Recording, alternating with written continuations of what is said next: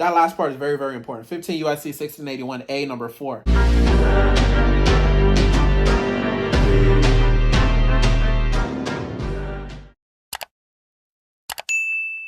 Welcome back to my YouTube channel. My name is Michael Benjamin. If you're new to the channel, I'm the CEO of Consumer Ammunition Tactics. That's the logo.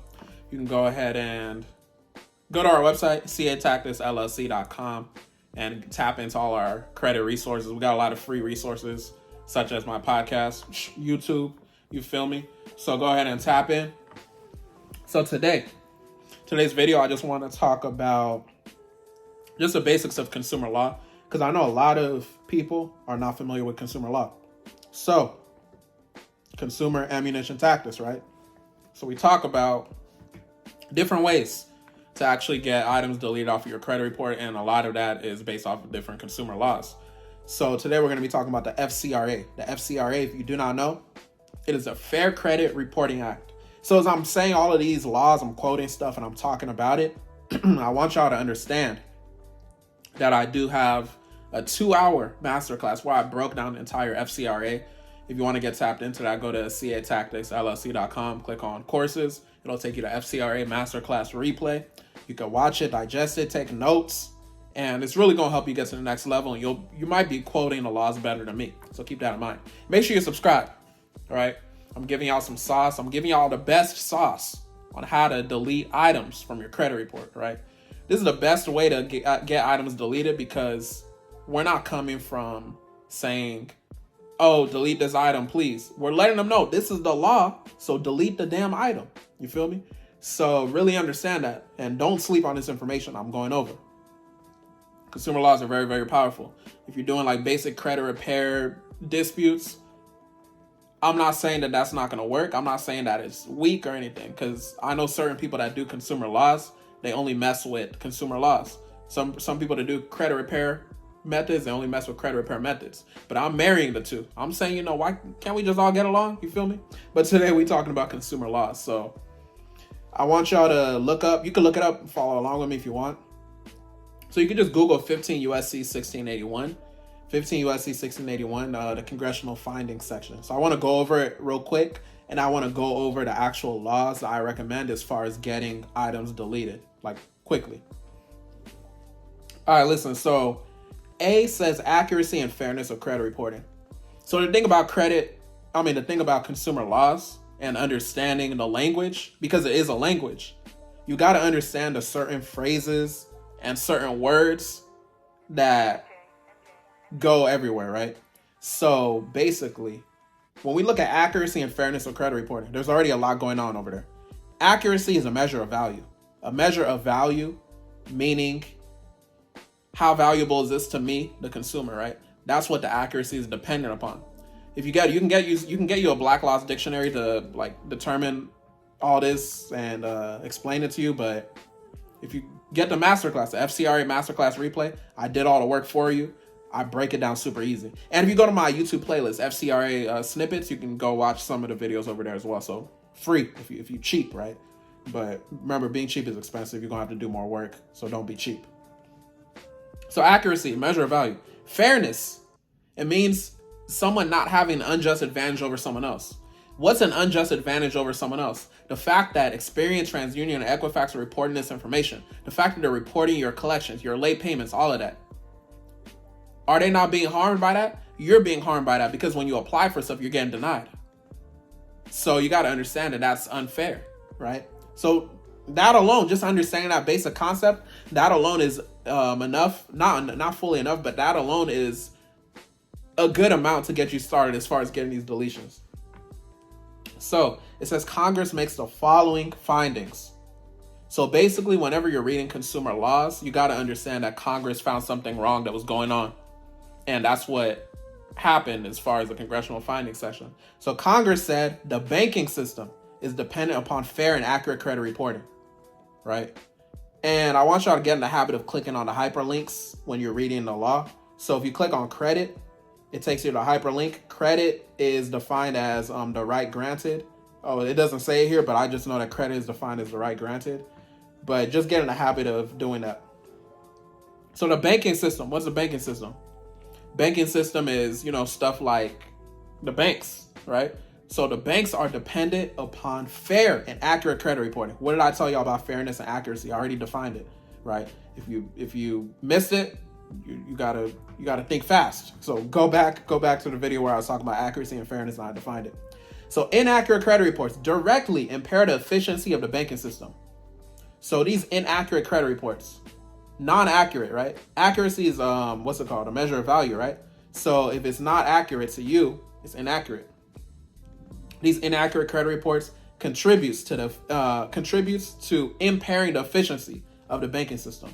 So basically, they're basically saying you and I as consumers, we got all the power because we influence these banks, right? Because we're bringing our money over there. We're extending our credit to ourselves. So you got to really understand that and really realize what's going on.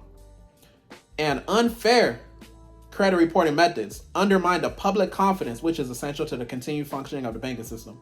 They basically said the banking system ain't going to work without us, right? So you got to really understand that. Like I said in the FCRA masterclass replay, I go more in depth into it. If you want more hand-holding, you can go ahead and grab that. Or if you want like the most hand-holding in the world, you're going to want to get tapped into my mentorship. So number 2 says an elaborate mechanism. Basically, an elaborate mechanism means that they are, how do I say this? They're basically saying that these consumer reporting agencies, Experian, TransUnion, Equifax, they're appearing to be bigger than what they actually are. An elaborate mechanism. They're basically like roasting them in a way. So an elaborate mechanism has been developed for investigating and evaluating the credit worthiness, credit standing, credit capacity, character, and general reputation of consumers. So that's the whole credit system. It's all man-made, whatever. Number 3 says consumer reporting agencies. This is TransUnion, Equifax, and Experian. So if you've ever heard anyone that talks about consumer laws and they're talking about basically like, oh, there's no such thing as credit bureaus, that's what they mean. They just mean that consumer reporting agencies are Experian, TransUnion, Equifax, and the bureau is actually CFPB, Consumer Financial Protection Bureau. So don't get lost in the sauce when people are saying that.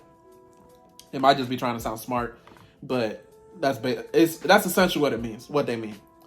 Okay, so they say consumer reporting agencies have assumed a vital role. They've assumed a vital role. What's vital? Life, right? So it's a life or death situation. A vital role in assembling and evaluating consumer credit and other information on consumers. So they took on a big role.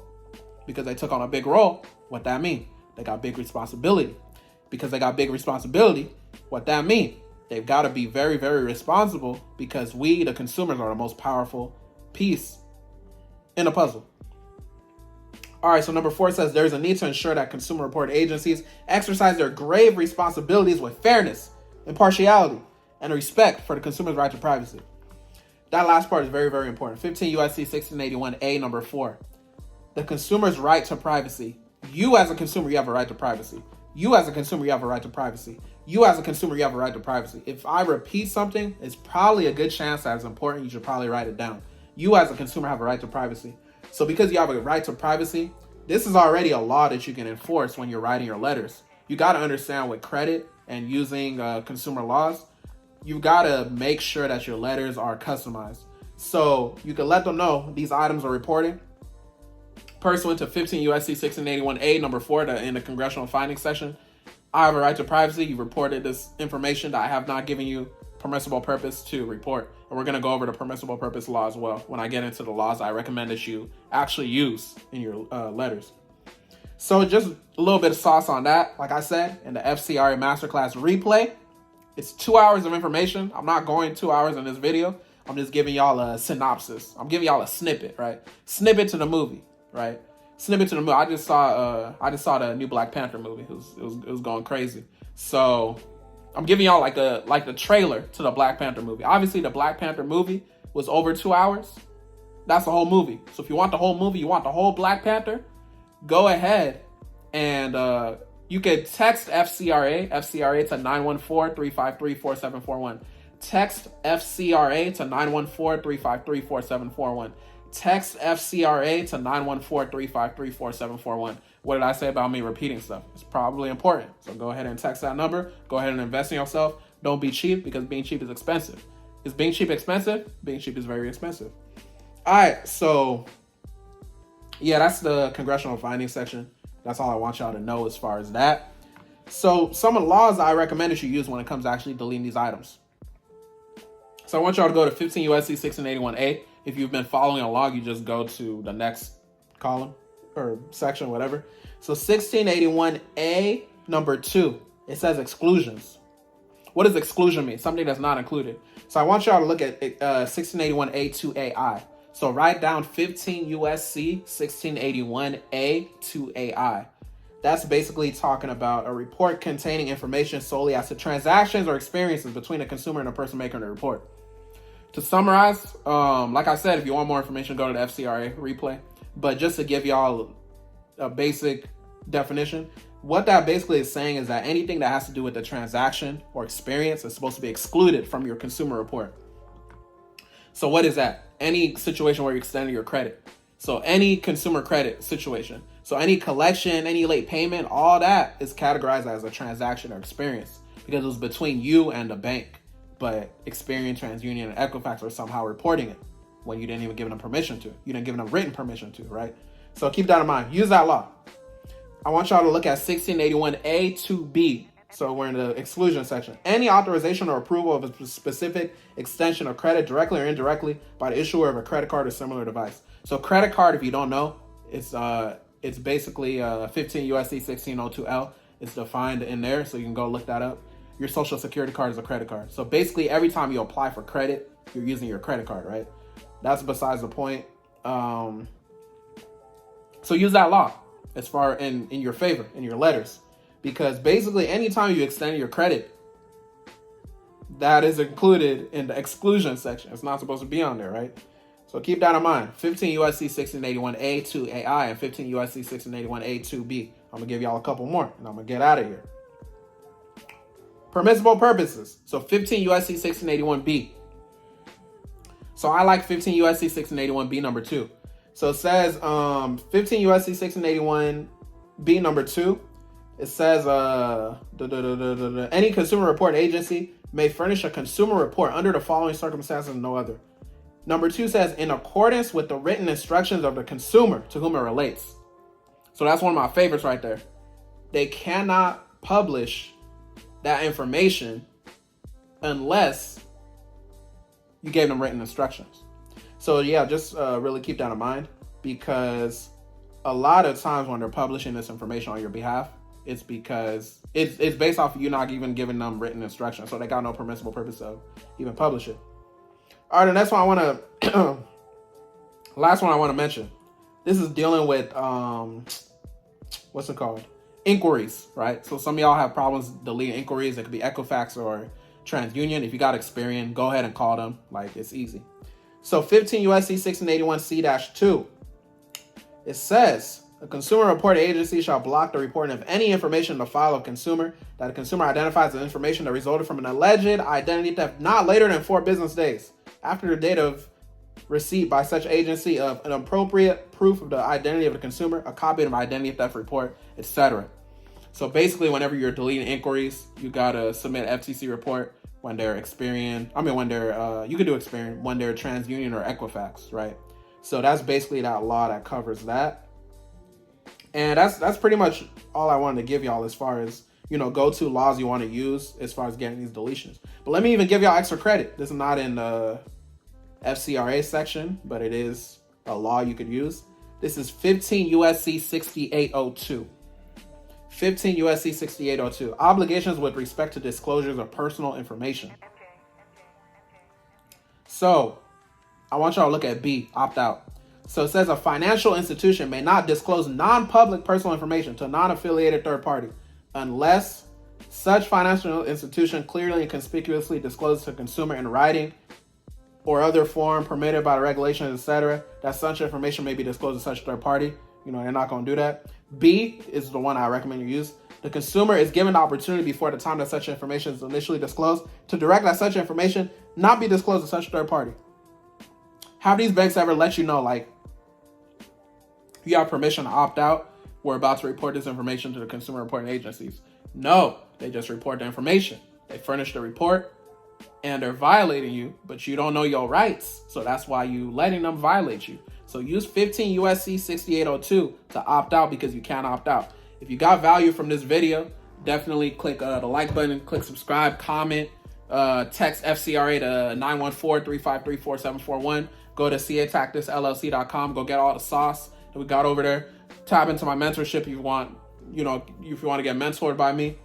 And yeah, again, my name is Michael Benjamin, CEO of Consumer Ammunition Tactics, or CAT. Hopefully y'all got value from the video. Catch y'all on the next one.